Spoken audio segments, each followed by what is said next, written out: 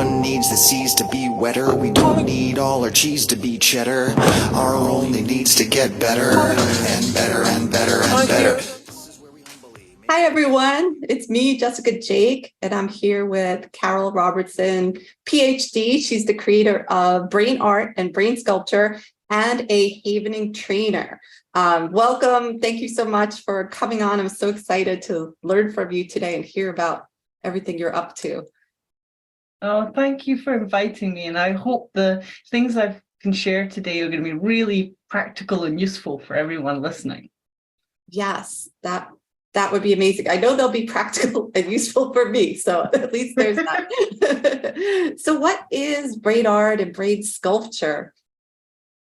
Well, I think that we're all fantastic artists, and our biology, we're electrical, and we are making chemicals as well. We make hormones and neurochemicals. We're incredibly complex, and then we've got all our whole flesh and blood thing going on, and we don't speak to each other. It's like if you and I came on here just now and I said, oh, I've got a bit of amygdala activity and there's some adrenaline and cortisol and my brain waves are maybe like alpha. We don't do that. We say, I feel great, it's really lovely to be here. We might say I feel bubbly or expansive or golden or light or rounded, or we're always telling stories, we're always making art. And when we access our thoughts, they're usually, we're taking in visual information and then we make collages in our minds. We now know that about memories, that memories are really always collages. So we're always changing them each time. So we recall something, and depending on it's like if we were talking and we were talking about something we'd both been to, and I see you've got a lovely dog there and I love dogs. It might be that our conversation might be about the dogs we saw that day. But if we were with somebody else who wasn't so keen on that and they were more interested in cakes or something like that, probably we'd just talk about the cakes. And so as we recall those things, we access pictures of the cakes and pictures of the dogs, and we might access them.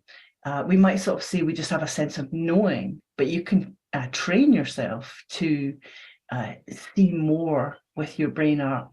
And I call it brain art because when you learn brain art, what you start to be able to do is use it and be creative with it and change it. So you can sort of focus on different things, just like we do naturally all the time, but you can start doing it with a bit of kind of just like an artist does.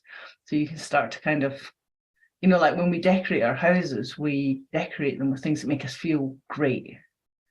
We buy things and we put photographs up that remind us of lovely events. And I think we should do the same with our internal art. So we're all artists and we're all fantastic artists. Like, if I'm catastrophizing about something, I can make a fantastic movie of what might go wrong, like as good as any Hollywood director.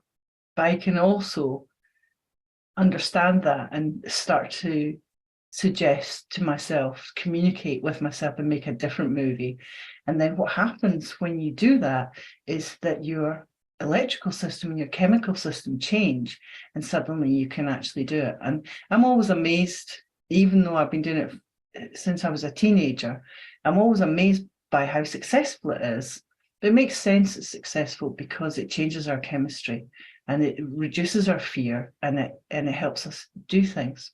So that's the kind of brain art element of it, and it encompasses not just the pictures and sounds we make in our mind, but also the feelings that we have in our body. So how we describe those feelings and how we move those feelings around.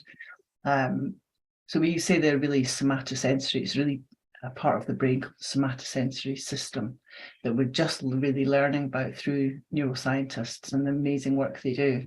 So we translate that signaling into amazing stories about even what size we feel. We're quite Alice in Wonderland. Sometimes I feel far too big and clumpy and awful, and other times I feel really, really tiny, and other times I feel all right. So we kind of do a whole scale thing as well. So yeah, there's lots of stuff. And brain sculpture refers to the idea that we're always shaping, we're always changing all the time. Whatever kind of brain type we have and whatever experiences we've had in life, it's changing much more than we're learning more and more how much it's changing. And so the idea of brain sculpture is really kind of taking action with that and deliberately making changes or choosing to make changes. And then, of course, you can use wonderful techniques like havening techniques, which are really comfortable and easy to use, and you can sculpt with those. So they're like your tools. Yeah. And I love that phrase, sculpting your brain. And I've come to know, I think we all know this on some level, that it's being sculpted for you by your experience. So there was a quote I loved when I first heard it, and I still love Dr. Wayne Dyer, but now I'm like, oh wait, that's not a good quote anymore, because he was talking about on a boat, like what makes the boat go forward and where you want it to go, and like how there's a wake behind the boat. And he says, like, could the wake ever tell the boat like which way to go? And it's like kind of like only thinking of this future focus, what we could wrap our minds around. But now I'm like, oh, wait, like if I don't know what's back there, the rudder or something else, like your brain is always helpfully adapting for you, landscaping, sculpting, right? And it's not a great analogy anymore, right? And so we need something better than the wake behind the boat can't tell me where to go in the future. Like, this idea of sculpting and resculpting is just such a beautiful, in my mind, better way of looking at it. Could you? Yeah, I love in havening, Dr. Ronald Rudin talks about landscaping. And I think that's such a great word because it describes the natural process of ourselves landscaping ourselves. And then the idea of brain sculpture is that then you take action just like a sculptor does. We decide, okay, I'm going to take away that bit and I'm going to add a bit, and this is kind of how I want it to be. And we can do that to a much greater extent than we realized. Right. And I like both of those landscape, because it's like we're cultivating. So it's with this care, and the same with the sculpting, it's with this care and with this heart. But when we think about how the landscape is being formed or things are being sculpted without us really being aware of it, how does that learning like take place? I know you're so into the neurochemistry of it all, so I'd love to hear like what is really going on in there. I think there's a really beautiful modern model that we can look at, which is, we've got these old models, haven't we, about ids and egos and things when people were trying to work things out, but they didn't have neuroscience. We now have neuroscience. So it's like, can we think afresh and can we take on whole new ideas and new languages? So my vocabulary is really altered and my understanding has really changed. And I like things to be really simple, because we can dive in and get it more complicated, but it's a beautiful model in biology. And it's if we imagine a V, a really lovely V, and we think about there being a stimulus. Say we've got a diagram and the stimulus is at the top. So say it's a baby and there is a cake, big slice of cream cake or something like that, or an ice cream or something like that. So the baby doesn't know what that thing is. Yeah. So as the baby looks at this stimulus, the ice cream or the cake, they got to decide, like, is it going to be risky or is it going to be rewarding? And then the baby experiences it. And as the baby experiences it, because we're all wired up for survival, our history is very interesting in relation to that, but I'll touch on that later on.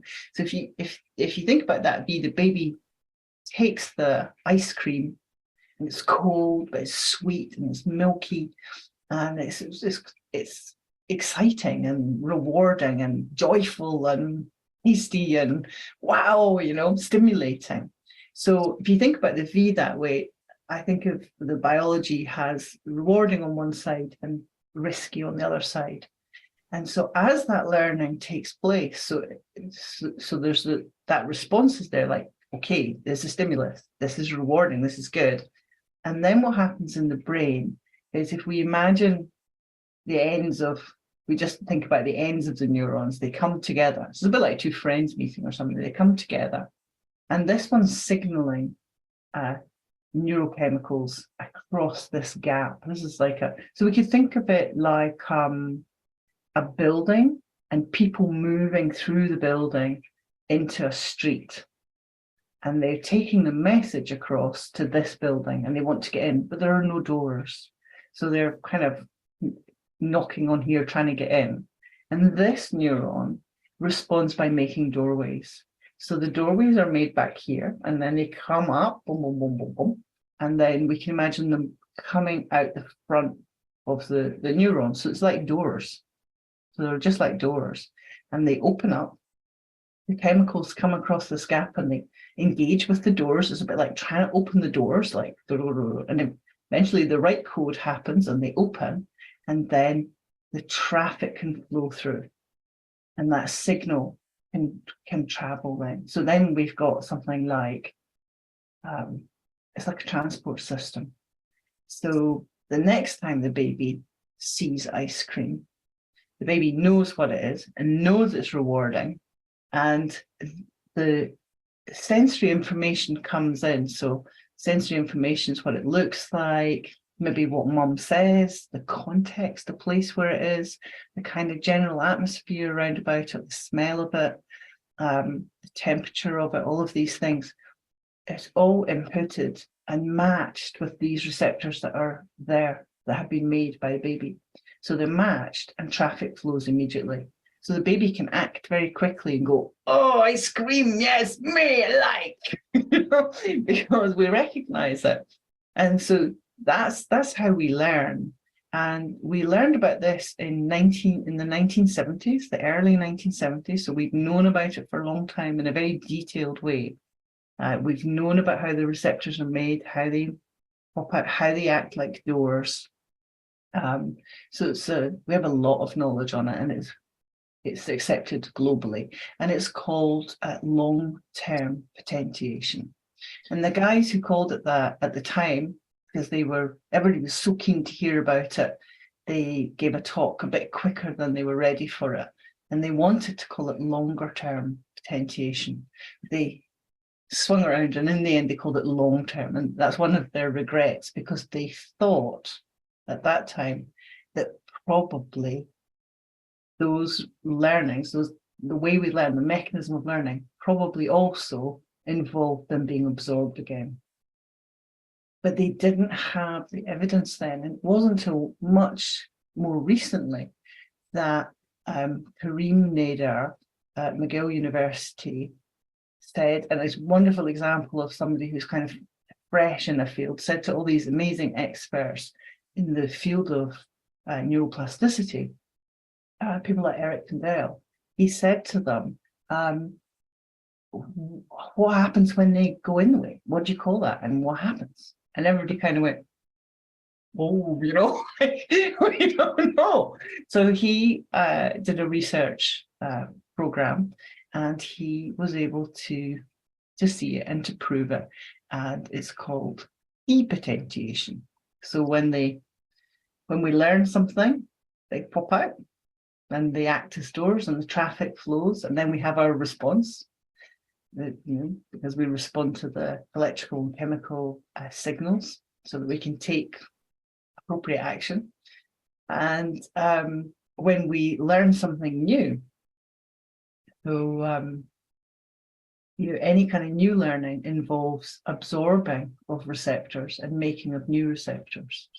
So if we decide we don't like ice cream anymore, there'll be some absorbing of receptors, and then we'll make some new receptors. And there's all different kinds of receptors. It's tiny. We've got billions of them, or millions of them. I think billions of them, actually. I'll have to check my numbers. And we are absorbing them all the time. So something like when the scientists look at a little group of neurons, if you imagine it's like the equivalent of if you think of it like a map, when we learn something to begin with, it's like flying over in a little plane and seeing one little house, one little light, baby likes ice cream. but after a very short time, it's more like flying over a city. So the top of, if we looked at the neuron and turned it up that way, and the little plane was flying through there, it would be like flying over a great city, all these lights. So when the scientists have looked at this recently in France, they were looking at it and they found that 30% of the neurons were absorbing. So we're incredibly plastic. So it really makes us question lots of things about what's possible, how we think about ourselves. And the other thing that's really important is that we now know that that kind of wonderful plasticity is that wonderful brain sculpture or landscaping is goes on and even into our older years, into our elder years. It's not something that's specific to children, and we can do things like you do with Haydening. Yeah. We can do things to engage with our plasticity. I have an interesting story from my past. When I was little, I loved caramel. I thought it was delicious. So like the cake, the baby and the cake. I was so little. Let's say I was like 3, or I can't say for sure. And my grandmother had out on her coffee table like a little ceramic bowl with all the caramel in there. And I was all alone. And I was eating it. I was choking. I couldn't talk. I couldn't breathe. But I didn't go run for help or anything. And luckily, like I coughed it up. And then ever since then, I've hated it. Like I'm 52 years old. So this is probably like 50 years later or so. And so, so it's interesting. You're saying, you know, these doors pop up and they're pretty much staying there, but some are kind of fluxing back and maybe like getting reabsorbed, right? And on their own accord, maybe if they're not reinforced. But then something like this happens. So when you're saying the baby now doesn't like cake, it reminded me of this story. And so if you could speak to like what's happening there on that neurochemical level. So Dr. Ronald Rudin tells us a lot about this and has lots of interesting theories, some of it based on, you know, influenced by people like Karim Nadar's work, because Ron's work is built from the modern neuroscience. And so he explains what happens when, and he's a beautiful checklist for it. So when we're in a situation where we need to survive, so we go back to our biology V, and so when you were eating the caramel, things shifted from it being a really rewarding experience to when you choked, it became a risky experience.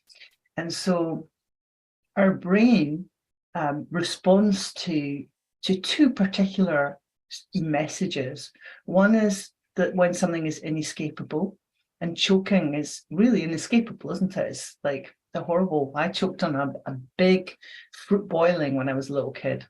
And so I have a vivid memory of that. So it's inescapable, and we don't tend to say that, you know, that's a kind of scientific term.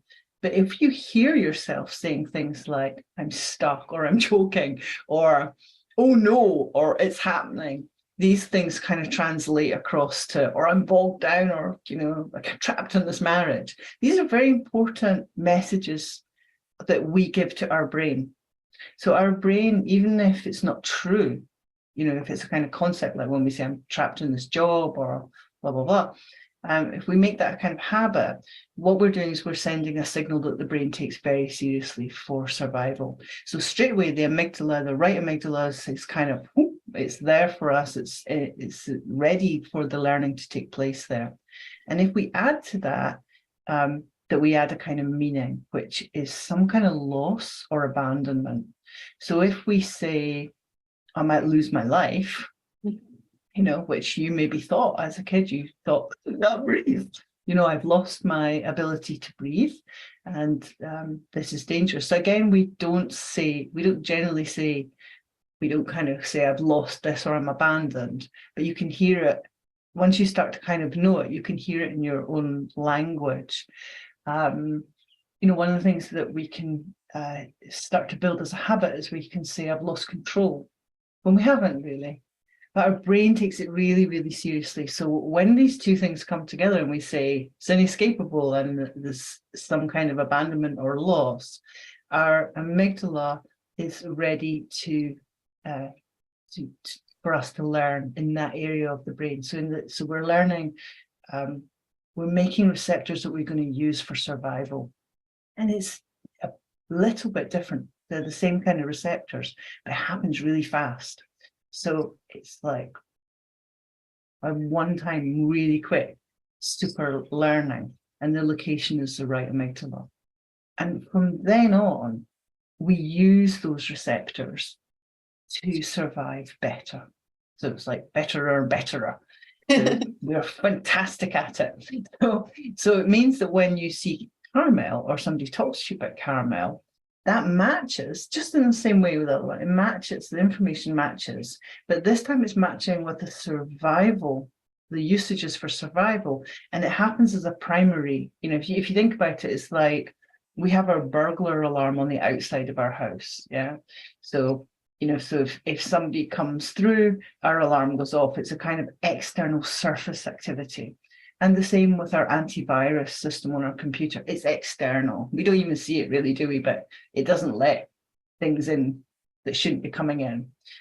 And it's the same with the way our amygdala, our survival response works. I think of it as a surface activity. People often talk about things being deep.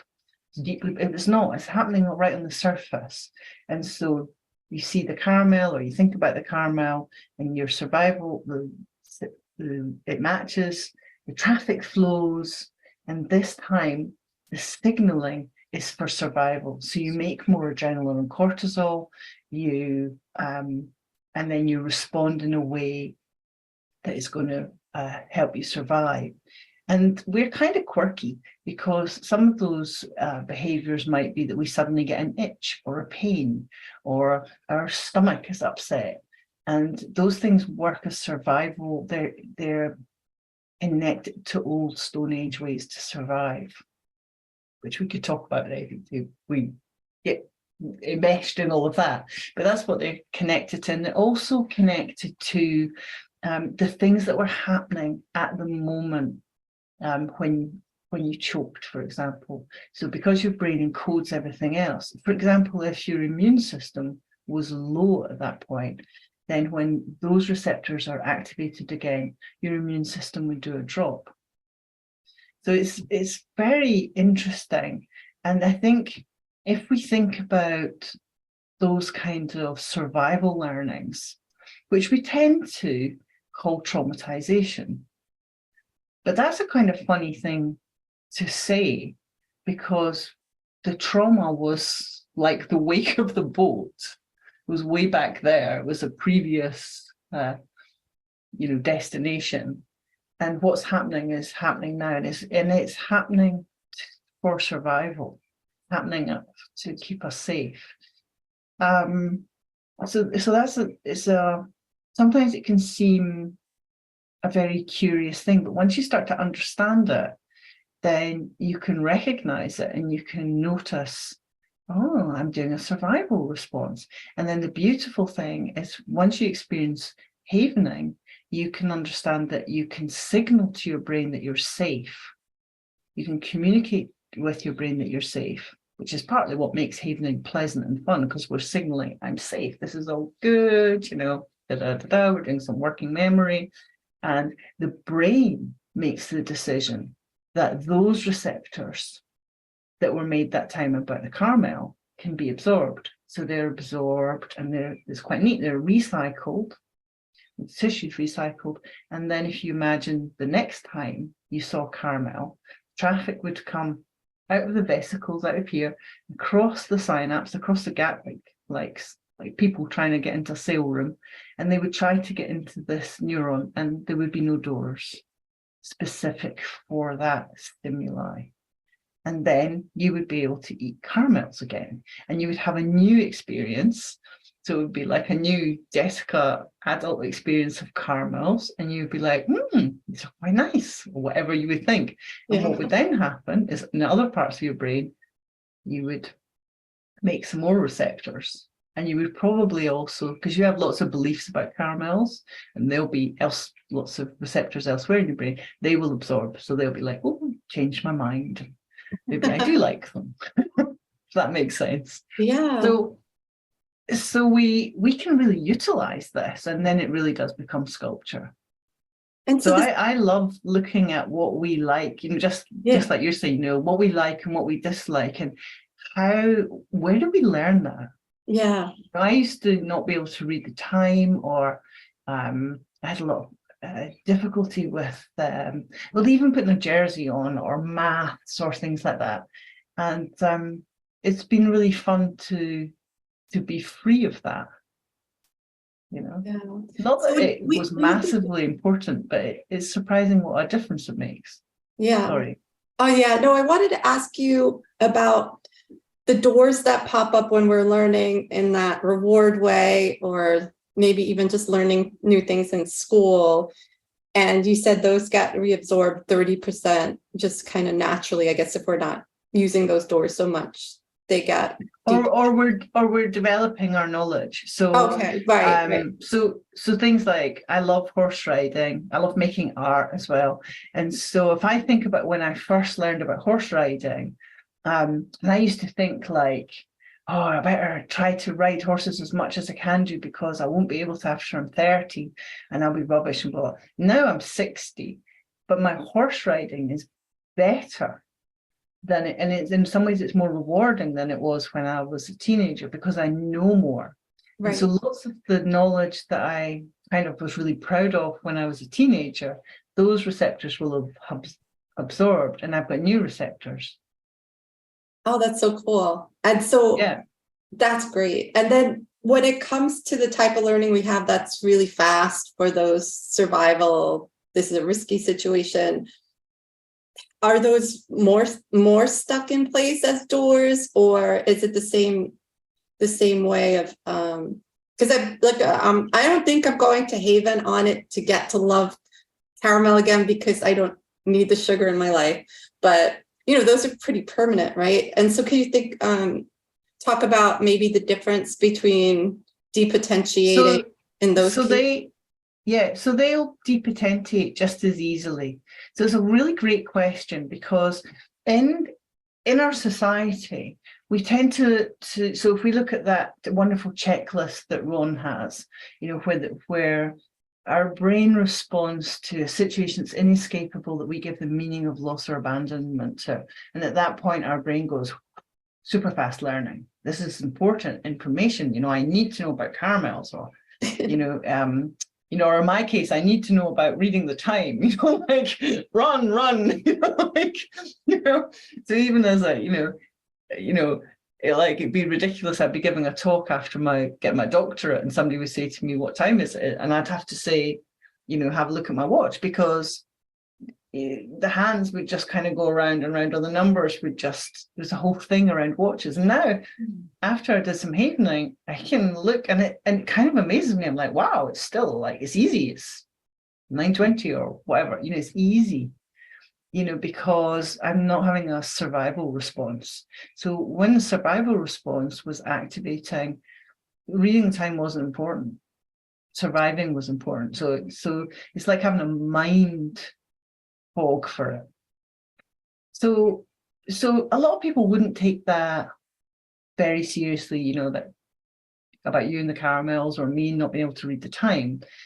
But the receptors that were made, when I had some kind of fright about the time, I think it was my granddad used to make clocks, and he tried to explain to me how he made the clocks, and he had lots of bits of clock, and it was just all about and what kids are like, you can get really upset, like, I don't understand this, like, what's the pendulum? Anyways, I think that's when it happened. So I did that super fast learning. Now those receptors can absorb really, really easily when we signal to the brain that we're safe. So it's a little bit like changing our burglar alarm or our antivirus system on our computer. We can decide, I'm going to go in there and change it. And havening is very clever, because it signals to the brain that that we're now safe. We don't need that anymore. We don't need those receptors. Our survival system carries on functioning. All the things that are unconditional threat stimuli, like heights and scary, creepy crawlies, we're still going to be scared of those things, unless we kind of, develop ways of dealing with it, usually curiosity. People who love insects and things like that are like, I'm really curious about how spiders work. Whereas the rest of us are a bit like, yes, maybe they can stay over there, So, but when we experience things that in society we think are very serious, that might involve the person being seriously injured or abused in some way, and we think they're very serious, and we might not even talk about them. We might not even publish stories about them because they're really, we find them really too stressful to think about. When those things happen and the person's experiencing that and they think this is inescapable and I'm going to lose something in my life or my self-respect or whatever is happening, the receptors are the same. They're in the same place and they're the same. So, and they can depotentate just as easily too. And that's a massive concept to wrap our heads around as modern people, to understand that. And it's not that they're deep and it's not that they're different. It's they will depotent, they can absorb in just the same way and they will be recycled in just the same way. And what then happens is it means that the things that we're connected to that no longer activate the survival system. And they might be all sorts of things. They might be a lampshade that was seen, or a coloured carpet, or a pattern, or a combination of clothing, or a smell, or something you were saying to yourself. Quite a common one in accidents is that we're saying to ourselves something like, oh, that's great, I'm invincible. I am going really fast and it's fantastic, it's really exciting. And then, we fall off our bicycle or our horse or our bobsleigh or crash a car, or something happens, somebody crashes into us or something happens. And we have that combination of inescapable and the meaning of loss. And so we do fast learning. But when we encode that fast learning, we can also encode the little thought to ourselves like, I'm great. So in the future, the next time we think to ourselves, I'm great, our survival response activates and we think, oh, maybe I should back off. Does that make sense? Wow. Yeah, that makes a lot of sense. And that's case. And that's why understanding about case is so helpful, that we encode case. Yeah. So could you talk a little bit about case? Because we've never talked about that on my podcast, and it's a great acronym. Yeah, it's a super one. And again, this one comes from Dr. Ronald Rudin, and it comes from the Havening techniques. And he's so concise. So it's a beautiful checklist, and it's really useful to think about. And it relates to brain art as well. So we've got CASE, we've got C-A-S-E. And the C stands for cognitive. So that's things that we're thinking.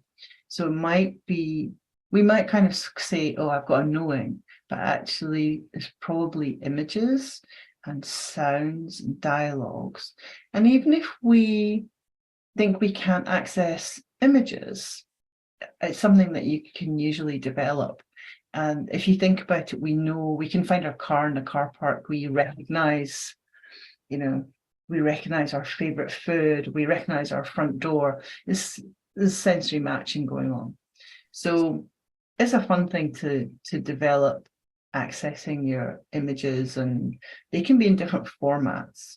So sometimes, if you ask me to think about my favorite pet, then I get a really real steaming scene of being with him. And it's it has a very fast response with me. Then I start to, feel my heart expanding, and I feel really happy and excited and kind of glowing. So that's the next thing. That's your autonomic system. So that's I'm moving there to kind of probably parasympathetic system. So a common name for that is rest and digest. I'm just contented and safe feeling and so happy to be lucky enough to have, beautiful, to care for a beautiful pet like that. And, the relationship, something that we really worked on. So it's a really happy thing for me. So that moves my sympathetic system response to it. So if it was something I was scared of, so if it'd been me before and you'd asked me about what's the time, then I would move to my sympathetic system, which is survival system. So then you would probably see some changes in me. My ears might prick up, my eyes might get a bit more, it might get a bit more tense. So you'd be thinking, what's wrong with her? I only asked her what the time was.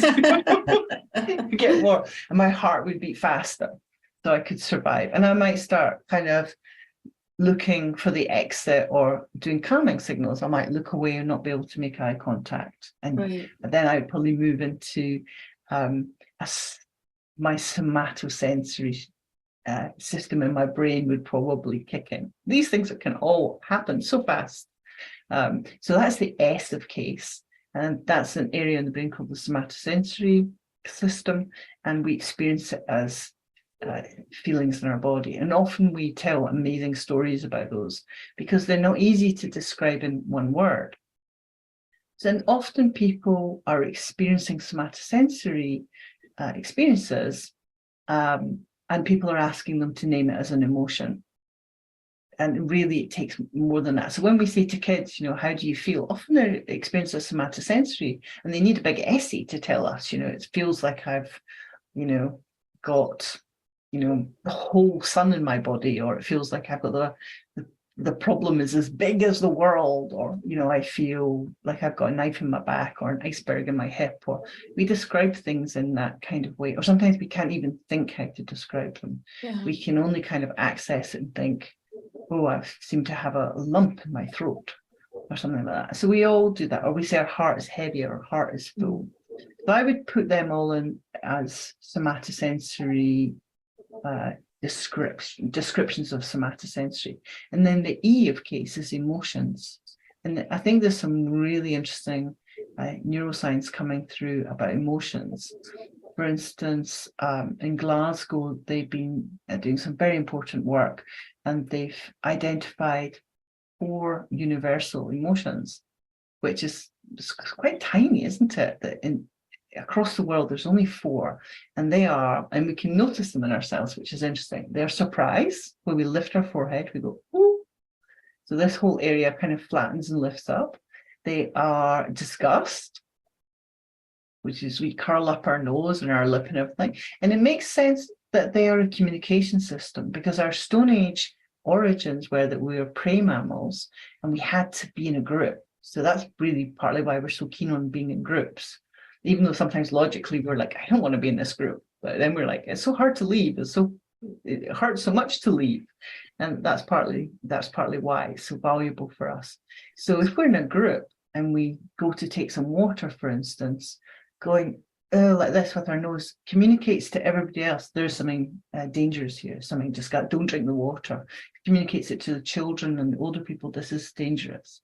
Then the other thing is fear, which is in the mouth here, so this kind of like little kind of line in the mouth. And anger is like a little like a narrowing here of the eyelid area. So that kind of fascinates me. So we can maybe think about emotions slightly differently as a communication system to ourselves and to other people. So case is wonderful. And when we're learning, so when we're just doing ordinary learning, long-term potentiation, LTP it's called, and when the receptors absorb, that's actually called long-term depression. But they're referring to the receptors depressing, absorbing. So they could have called it long-term absorbing. That would probably be easier, because we tend to think it means being depressed, but it doesn't. It's just talking about the receptor depressing. So it's LTP and LTD going on all the time. And each time we're learning something, our case at that moment is involved with it, like the baby with the ice cream. So when the baby decided, oh, this is exciting, that case is recorded, it's encoded. And then we just have this wonderful collection of information in our brains that we draw on, that we collage from, that we make brain art from. And our landscape changes how we respond to stimuli that we encounter. And so that changes our predictions, how we predict about things and how we perceive things. So a fun thing to do is to notice how you predict. So if somebody says to me, do you want to come out and do this thing? I notice how I predict about it. And if I sort of predict, oh, I don't have anything to wear. I'm going to a big party soon, actually. It's a special party. And so I'm a bit like, I don't really have anything to wear. And then I can change that to thinking, I'm sure I can find something that's nice to wear, and it's very different messaging to my brain. Because if I say something like, I don't have anything to wear, I'm telling my brain, oh, this is inescapable. Oh, I've lost, I'm missing something. So I can just notice that structure and change it to, I'm sure I can find something to wear. I can solve that. And that changes your chemistry, and then it seems easy. Yeah. And it's any of those aspects of case could be what you're noticing, right? Like if someone asks you to go and all of a sudden you feel in your stomach, right? That's sensory, or if all of a sudden you feel anxious or something, then that's the emotion. So I love that. So this is, so much science. And now as people are like, ooh, this is cool, I want to be the artist and do brain art and brain sculpture. Watching the predictions is one great thing. And then it sounds like in that moment, we could resculpt a little bit, right? Yeah, or we could just notice, actually. And it's a bit like as well, just notice the stories that we tell, the brain art that we tell. So, if we, go to the party and come back and go, oh, I met so-and-so and that was really nice and that was really lovely. We're generating in our system a lot of dopamine, a lot of oxytocin, a lot of serotonin, a lot of endorphins. That's really good for us. But if we come back and we go, oh, so-and-so said this to me and I didn't like that, and you're talking to, it was inescapable, I was really bored and blah, blah. You're talking to your survival system, you're activating and you're flooding yourself with adrenaline and cortisol. And that's a whole other thing. It's not good for your heart. It's not good for your allostatic load, all of these things. So you might notice it and think, that, and it's okay.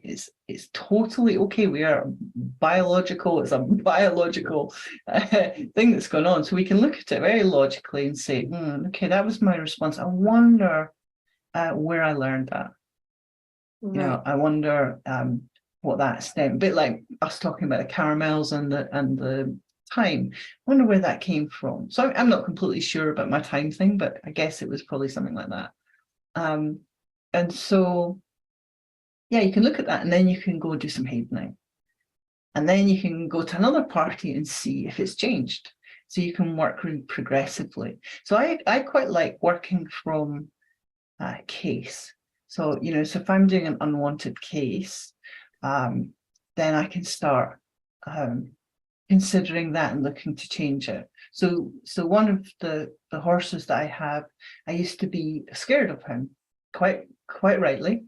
And so I was able to look at my unwanted case, which was like, and very like becoming very upright and like everything. And then of course, when I met him, of course, his brain would match my brain and he's much bigger than me. So then we'd both be like, it's terrible, really.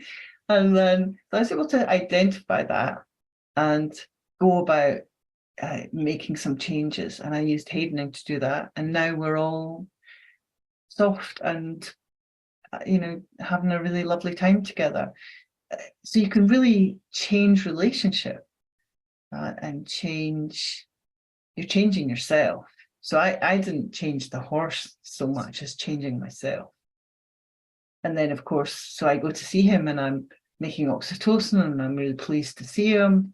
And he feels safe and he's more able to learn, and then we've just been able to move on from there. He's a young horse that obviously had some experience that wasn't helpful, and then I wasn't so quickly able to help him. I had to change myself first. So I'll be sure to put a link to a havening video, because that will be key to actually implementing this for anyone who wants to try it. It's just so simple and beautiful that it's what they say, healing in your hands, right? So you literally are taking this beautiful touch with you and could use it as you notice these predictions and reactions. And actually, we're functioning perfectly well because we're functioning for survival. So what I do as a reframe for myself is when I notice case or behaviors that limit me, or that are other people don't like, I do have a pause, and then I think, oh, it's a survival behavior. Where did I learn it? And actually, it's just a little receptor. It's a little teeny, big responses from these tiny, tiny receptors that can so easily be absorbed. And havening's so clever because it just, signals so quickly using the electrical system of simple touch. Just these particular areas, in our face, our palms, our shoulder to our elbow, can be used to send a signal to our brain. So some people think about healing. I just think it's an unwanted survival response, and that you can change it. And for me, that's a very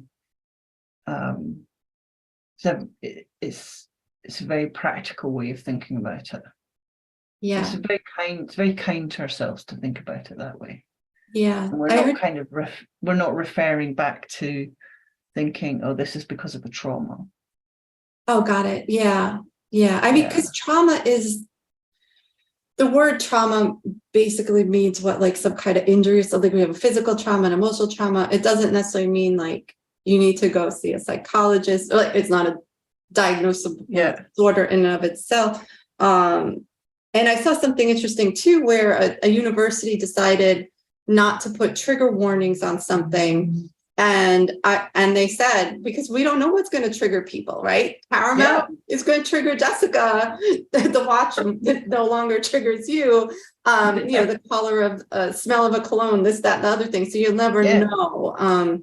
So this is just super helpful. And yes, we do care that you might have this case built in, and this is a tool you could use to help, to have those little doors get closed forever and reabsorbed, versus trying to walk on eggshells, wondering what might traumatize someone. I mean, there's within reason. I mean, right? Like there's certain things that, like you were saying, are built in.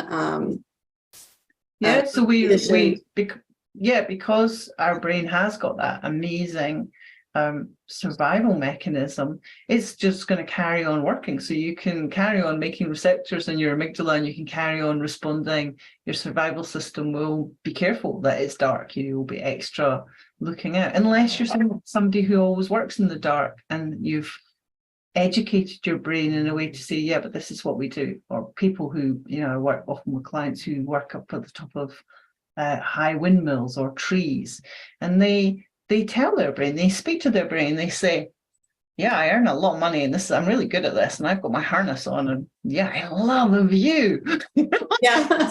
So they're signaling to the receptors in their amygdala that respond to the unconditioned threat stimuli at the height of the risk of falling. They speak to their brain. They go, this was my choice. So they collapse the inescapable.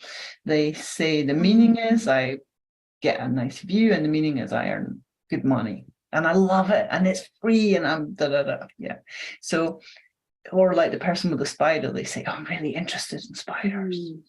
So I think that it's like a two-way dialogue. And for me, brain art's about that, because it's about dialoguing with your brain and taking control in a really calm, creative, fun way, and an experimental way, and then see what happens next. Because we're always developing. We're always onward bound. And so I think the modern science gives us such, hello, sweetie, such different frames to look at things. Really different. Well, we did a great meaning change for my dogs when we moved somewhere where the fireworks were going off all the time. Yeah. And so they were terrified. So I was jumping around like crazy, like a lunatic, going every time it went boom, I'd say, yay, boom, boom, treat, a treat. And then they transferred that loud noise to any loud noise. They'd come find me like, where's my treat? And they were testing fire alarms in the house yesterday, and Bella's little tail was wagging, like, it'd go bleep, bleep, bleep. I'd say, yay, you get your boom. And then they'd be waiting for that next one, and her tail's wagging, like, okay, here's another one. So I love that you say a two-way dialogue, because it's 100% true. And everything our brain and bodies are doing are for helpful intent, survival. And so it's like, again, like saying, okay, that's caramel's not actually going to kill you, Jess. Thank you, but but I really actually. I'm going to keep that one in there because I don't need any more sugar. It can move to the other side of the beat. So so what happened is it was on the rewarding side, and then when you had the fright, it moved to the risky side. Now, the reason that it would be a good idea to depotentiate those receptors, and this is a really good thing to talk about, is that you don't need them, and you will have encoded other things at the same time, not just the caramel. So I think the caramel was what we call in Havening the content, but there will also have been complex content. So there'll be other things around about it, which you might have dislikes for. I don't know what they might be, but say there was some music playing, say there was classical music playing, and now you say, I don't like classical music. It may be in that moment. So I always think it's worth, if I notice I don't like something, I do some depotentiation, and I see if I can tell my brain through using Havening that all is well, and my brain decides to absorb some receptors, and then I just notice what's happening. Because it's gonna reduce your allostatic load. So that's going to be good for your skin, it's going to be good for your hair, it's going to be good for your energy, it's going to be good for your general health. So I reckon that absorbing those receptors is just a great thing to do. It's an easy thing to do. So having a Havening practice, like you were saying earlier, like say when I was scared of the horse, so I noticed the case, my heart was booming and I was going all rigid and then he was mirroring that, and then we were getting into terrible sort of arguments and being terrified of each other, I think. So I did just what you described. One day, I noticed how scared I was. So I was like, wow, I'm scared, or I'm in survival mode. And I thought, okay, I'm just going to do the Havening touch. And then I thought, okay, what kind of technique could I use? So I thought I could use some hopeful Havening. So I was like, I'm hopeful I can calm down quickly. Because I kind of know that that's going to happen anyway because of how it signals. I understand all of that. And what amazed me was that my brain changed so quickly that the horse's brain changed as well. And he lay down and just relaxed on the ground. And I just thought, gosh, that is such an interesting mirror of who was cueing. So that is a lovely thing as well. So in the old language, we would talk about triggering. But then when we think about the same mechanism happening for an ice cream or a smile, we don't say the ice cream triggered a big smile, So the scientific word for that process of sensory matching and then us experiencing the cascade and then the case is cue. So it's a really great word, because when we say trigger, we're actually communicating with our brain, aren't we? Because we know about guns are scary. So we have lots of receptors, all about guns and triggers and and it's inescapable if you get shot and it could lose your life and So all that can go on. So we have to be very careful what we say to ourselves. So cues are really great words. So it's like, I cued him to be to have his survival system. And so when I changed, and really it changed in like 2 minutes, 2 to 3 minutes, and his ears went floppy and he lay down, big relax. And I was like, gosh, this havening is amazing. Yeah. Yeah. Wow. So if we do it as a practice, Hilary Russo was doing something that you could pick up on YouTube, was doing a nice thing, a sort of gratitude practice, waking up in the morning and doing some havening and just saying, hopefully it's going to be a wonderful day. Or being in the shower, washing, and you can do your havening then. I hope today I'm going to see lots of smiles and lots of opportunities that direct where your focus is, direct, because your brain will look for things to survive from, because we're just this wonderful survival mechanism. That's how humans have taken over the world, really.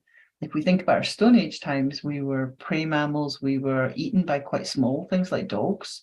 We had to stay together, and we have babies that take a long time to grow up and they take a lot of care.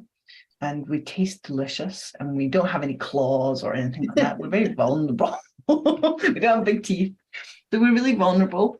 And we developed this fantastic survival system, which is this fast learning, this predicting, this imagining. And so once we start to kind of really understand that, we can be soft with ourselves. We can soften and recognize when we say we don't like something or something, it's probably just a survival response that we learned at some time about caramel or the clock. I went to an event last year with my daughter, and we made these little wooden coins to give out, and on one side it said like, see or experiencing something you don't like, flip it, and then you flip the coin, and it was like, call it back to love, speak love into it, etc. And it just relates to like what we're talking about here today. I believe, right? It's like you're approaching this with the appreciation for the body coming up with all these survival responses and having that dialogue. I love that you called it a dialogue, to be like, no, we're safe. This is good. And I think so much of the old knowledge kind of made us scared of our responses and made us kind of want to suppress it and worry that if we have voices in our head, that what is that? Is it schizophrenia? Is it what is it? We have these feelings in our body. What are they? Why do I have IBS? Well, it's your autonomic system saying, run, there's some caramel, there's a clock, somebody might ask you the time. Oh my God, that man's going to ask you the time. Oh my God. I've still got to get out of here. And so, and because we're prey mammals, we don't generally share with people. We try to disguise. It's natural to disguise it. We see this in horses all the time. They're also prey mammals, and they are very difficult to know when they're in pain or they have some kind of fear, because they just disguise it. And I'd say we do the same. We wear our lovely clothes, we put our makeup on, we go, I'm fine, we have a bigger car, we have a big house. A lot of these things are signaling to the society and to ourselves, I'm fine, I'm fine, I'm fine. And actually, one of the best ways you can do that is a little bit of simple havening touch, which is just actually going to communicate with your system, with your brain, and say that you're safe. Going back to what you were saying about joy and all of these things, one of the things in the primer that when you're learning the havening techniques, you learn in the primer, on page 13, there's a beautiful piece of writing from Proust about how Proust, it's a very famous piece of writing, how he had a cake and some tea, and in that moment of having the cake and the tea, what happened, the sensory matching to an experience that he had where he was just really, really happy. maybe with his grandmother or something like that.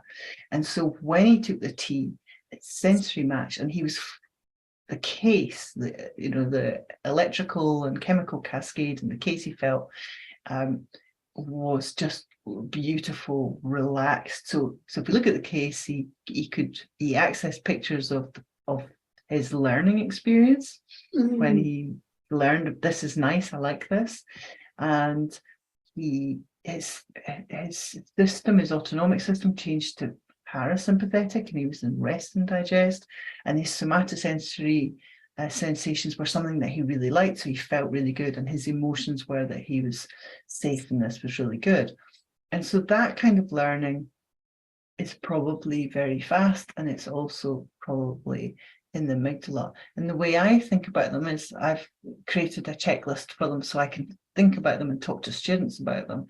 And so instead of calling Emily, like the other one we were talking about, where there's the meaning of loss and abandonment and the inescapability, in this one there's a sense of freedom and a sense of safety. So that's something that we can look at as well, because we don't always celebrate these little moments in the day when we have freedom and we have safety. And actually, now that we're no longer in the Stone Age, just being in our house, just sitting in the chair, is a moment of safety. Deciding to have a cup of tea rather than a cup of coffee is a choice. It's a freedom that we have. And if you can start to notice those moments and think, gosh, I call them elves. So the other one's called Emily, and I call these elves. So that I've got a checklist for them. So we start looking, so if you look for elves in your life and notice how many of them you have, you can make all sorts of things enjoyable, like washing the dishes or cleaning your house, or they can start to become activities that fill you with dose, with dopamine and oxytocin and serotonin and endorphins, because you're framing it and you're communicating with yourself differently. So what does ELFs stand for? ELFs, it stands for event, and it's for the E, and L is the landscape, and F is a sense of freedom, and S is a sense of safety. Nice. Thank you. Nice. So that's what Proust had, wasn't it? When he was a little boy and he dipped the Madeleine in his tea and he felt safe with his granny and everything was nice. He encoded all that, all the smells of that place and the happy feeling. He encoded his case. So he was feeling happy and, maybe feeling loved or feeling loving. He encoded all of that. So many years later, 50 years later, he dips the cake in his tea, he tastes it. Oh, he remembers feeling loved. Wow. He has that chemistry in his body. So imagine if we can really, as modern, knowledgeable people, we can access that and use that and build that into our lives and notice all these elves.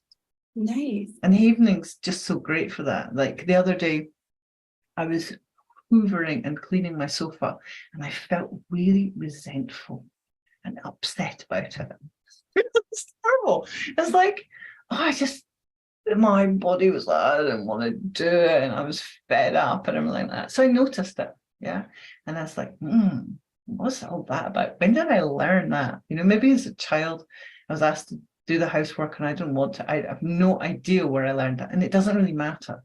So I thought, okay, I shall do some havening because it's going to take 4 minutes. So I put the Hoover down, started to do some havening, and I said, I'm resentful. I just kind of noticed the case, and I was like, I've got a picture of this, it will never be clean, and went through all my, kind of had my little rant, sort of accelerated all, compressed it, noticed, I have this horrible heavy arms and don't feel well, and I've got no energy, and I think I'm definitely ill, I might die. It's like hearing myself do all this stuff.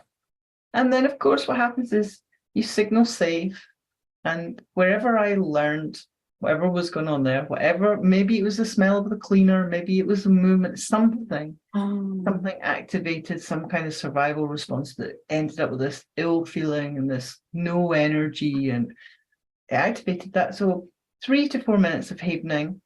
And it's so funny because if you notice case, and you kind of track case. So I'm tracking case, and it was really funny because I couldn't access the previous thing. That just seemed ridiculous. Like, who was that ridiculous person? And instead, it was like I had all these insights. I was like, oh, I could use to clean this, and I could do this. And actually, I love this sofa. I remember where I bought it. I really like my new cover. And there's a whole completely load of new brain art, a completely new story. Oh, I mean, And just as you're talking, I had a wave of compassion come over for my dad who passed in November, and the family, watched him like refuse medical care, make very minimal changes to his diet, and like be really insistent and stubborn sometimes, or rageful once in a while about like being able to eat certain things. And as you were talking about sitting with the grandma and eating this, and I was like, wow, like to him, it gave him like something, right? So much probably that we just didn't have the capacity to understand because we were so fixated on like your carotids are 96 and 98% clogged and they want to do this quadruple bypass, and like feeling like if you even eat even the little bit of oil or bacon fat, that could be it, right? So it's just like, wow. So it's just like this nice level of like just compassion. And I think too, as you were going on and talking about all these other things, I'm like, wow, I smell, because you're talking about the circumstances back then and why is it tied? Every time I smell pine sol, I'm so disgusted. And it was because anytime we were sick, my mom had a bar full and then she'd clean it with pine sol. But like now you've given me homework of the caramel, the pine sol. And I think this is great that noticing the, if you're trying to sum up, you've given us so much to do. And I love that. I love taking stuff with me after talking to like awesome people. And my goodness, like I was so excited for you to come on because I was watching your videos even before I was certified havening. And it's just, I feel like I'm meeting all these, you are all famous, like you're famous in the havening community. So I'm meeting like my idols, famous people, and just knew I was going to get so much out of it personally.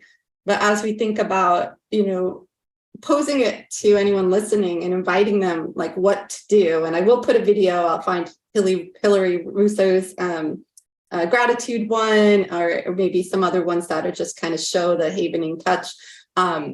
It's so I've got a guided one, and there's one of me working with a chap who thought something was terrible was going to happen, but that can be enough. Just his brain art told his brain that something terrible, and so he encoded it. So that's an interesting video as well. So I'll put it all in the blog post for sure. So what would be the invitation if you had to put it into, okay, for the next 2 weeks or whatever it is, pay attention to case or use your elves, like pay attention. Think about your elves and pay attention to case and notice how you access things.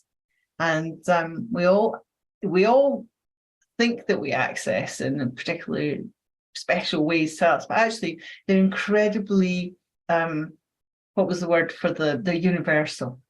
So people all over the world access pictures in the same way. And you can start to notice when you access case, notice what we call the content, which means what's it about. So it's like when you watch the telly, you watch a movie, we look at the storyline and who's who, that's the content. But there's also format, and format's really interesting. So when we're watching the telly, the format, if you like, is contained in the telly, and if it's a colored film, it's moving and it's colored and it's focused. When we access our thoughts, you can start to notice the format. Are they 3D? Do they float in the air?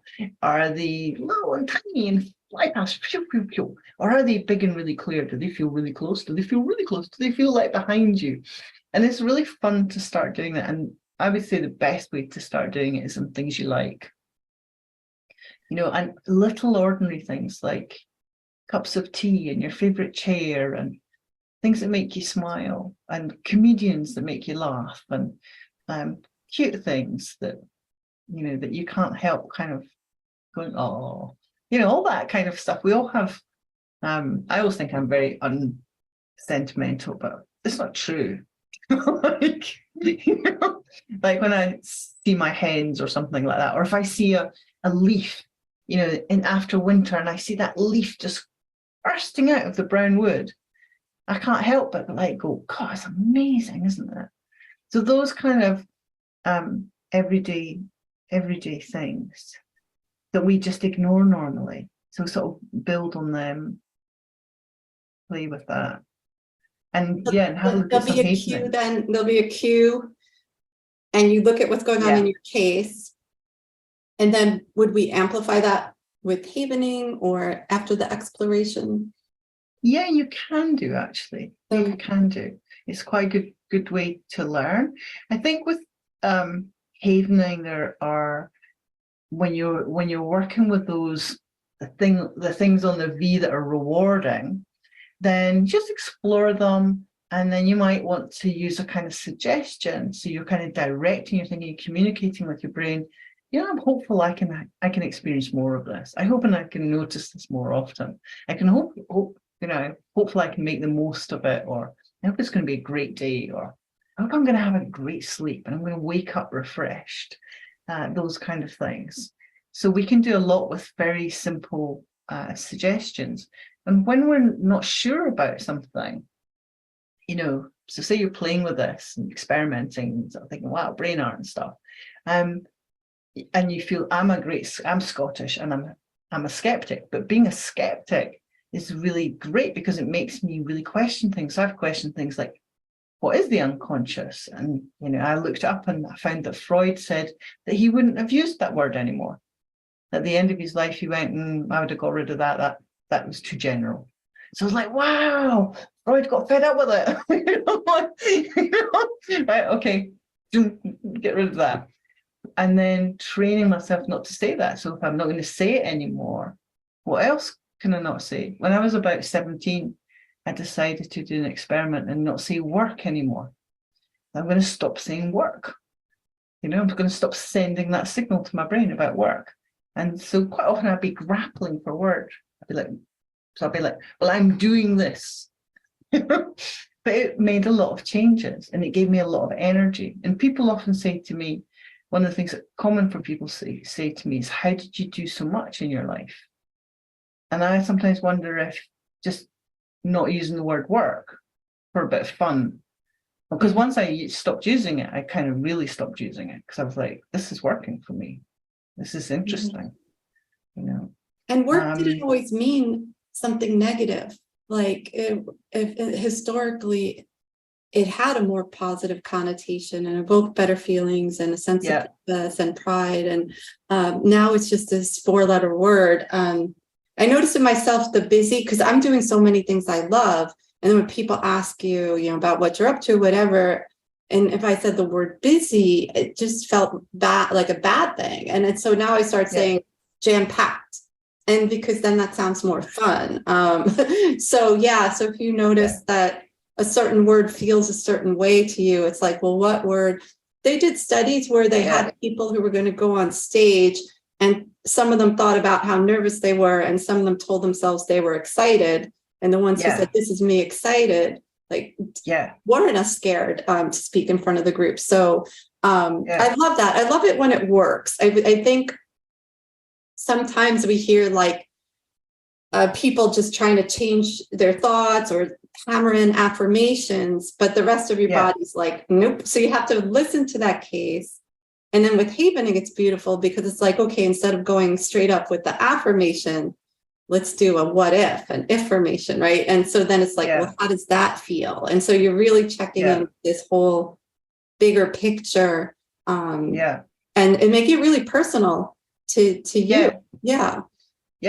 So you can, it's absolutely, you're spot on. And you could, so now, like when I was 17, I obviously didn't know about havening. I was learning about NLP then. It was in 1981. So I was very curious about those kind of things. But now what I would probably do is I would be like, I have a funny response to work for some reason. I must have learned something about that. I think maybe it was because I was at art school and I had to work hard to get to art school. And it was really tough being at art school because you're challenged to think of something new. What a difficult thing to do when you're 17. Do something, and then you look at the great canon of brilliant work of all these masters from cavemen upwards, and you're like, oh, like, so different from maybe being at university and learning something and kind of repeating it and getting a good mark. Your teachers say, now think of something completely new and make it brilliant, and your brain just goes. That's what happened to me anyway. And then at the same time, you get this kind of external pressure of, are you going to get a proper job? Are you going to get, what work are you going to do? That's just playing. So that was maybe really stressful because it was so tough and mind bending. And then people going, what about getting a proper job? I'm like, I'm working so hard. So perhaps it was something like that. But the only thing I knew then was to just stop using the word for a while and play with it and start saying something else and seeing if I could cue myself, because I kind of understood about cueing. Could I cue myself in a different way? But now I would use havening. And so if I used havening and did work as a cue, I would be moving to transpirational havening. So it probably would have resolved very quickly. So I would have said work, and thought about, got the whole case about work up and what I think, and probably the stories about work. And then I'd probably remember something that my granny's boyfriend said about work, and I was never going to work, or there'd be like probably lots of little things like that, which maybe had that kind of inescapability and that kind of sense of loss or something there. And then what would happen is, as I signaled safe, some depotentiation would happen, and I'd be where I am now, because now I can say work, and my case is neutral. That's completely neutral. So I can use it, and I use it again. And it was funny when I started using it again, because I was like, oh, I am saying that word again. So like you say, instead of having to avoid things, you can do a bit of brain sculpture, you can do a bit of havening and tweak it. And it might not be that you do it straight away. It might even be that you notice it and get in touch with a havening practitioner and have a session and tell them what you've noticed, and they'll work with you. So I want to find out like where you are. I could talk to you literally forever, but I actually have a call. Oh wow, I have supposed to be on another call. I am so grateful that you've been on, and it didn't feel like we've been on this long. But if you wanted to say, tell me your website, and then we'll put so many goodies in the show notes, more than anyone could ever wish for. And I'm just so grateful I got to meet you and hear all of this. It makes so much sense. It's so beautiful. And thank you so much. Thank you. I'm so delighted to share, and you've got great ideas. So it's so exciting to talk about it, because when we talk about it, we're really kind of bringing it into being, really. Because they are new ideas and new ways to think about things. And actually, they're so simple. I love how simple they are. So yeah, if people want to find me, I'm at psychosensoryacademy.com. Psychosensoryacademy.com. Thank you so much. I hope to have you back, because I think we could just talk about so many other things. I'd love to. Take good care. You too. Bye-bye just now. Bye. Bye. This is lovely. Sunlight streaming up better. Shine up like the beams of the spreader. Keep on dreaming, dream to get better.